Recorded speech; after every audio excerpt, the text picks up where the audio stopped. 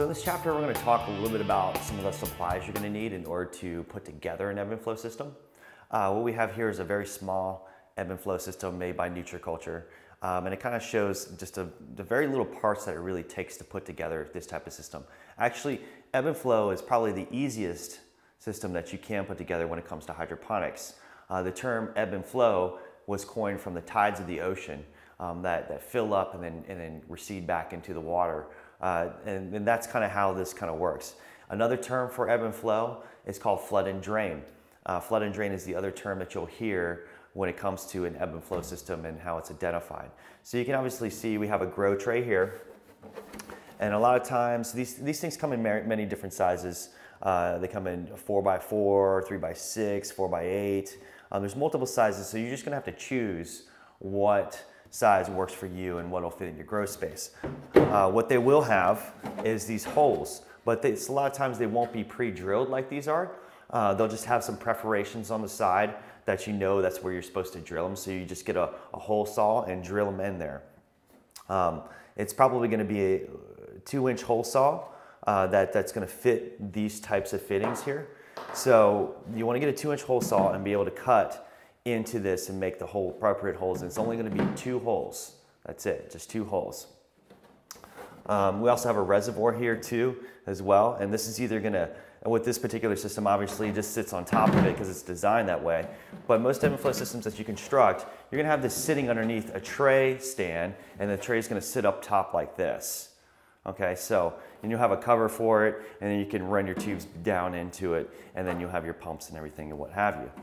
So you have a reservoir and you have a tray, some of the main components of it. Then you have some smaller components, such as these. These are called tub fittings, and they have a little washer on the end, and you put the washer on first to make sure that no water seeps down into it when you put it in there. And then these screw on to the end of it. And then you also have these screens, and these screens act as a filter to make sure no particles go back down into the solution and then go through your pump and get caught. So it's important to use these screens. And then we also have extenders too as well. And these extenders work as the other half of the ebb and flow system. So if I stick this into this tub fitting, I have one side that's an extender, and then one side that's smaller where the water comes out of. So the water is going to come out of here, fill up the tray, and then this screen's going to be on top of this, and it's not going to go up any farther than the screen is because it's going to drain back down into the screen, and that's how to keep it from overflowing. You also have various tubing that you're going to use.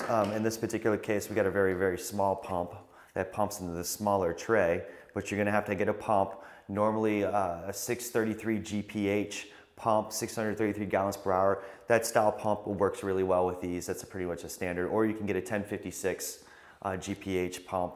That'll pump it even better. So you just pick and choose which one that's going to suit you best depending on the size of your system. Then we also have tubing, styles of tubing. I have a couple different other styles too here. And this is probably more than likely what you're going to use if you're going to use a bigger system. And this is a 1/2-inch tubing. And this will be actually hooked up to where the water comes in. So this will actually be hooked up to your pump and then hooked to where the water comes in. So you need the appropriate fittings for that.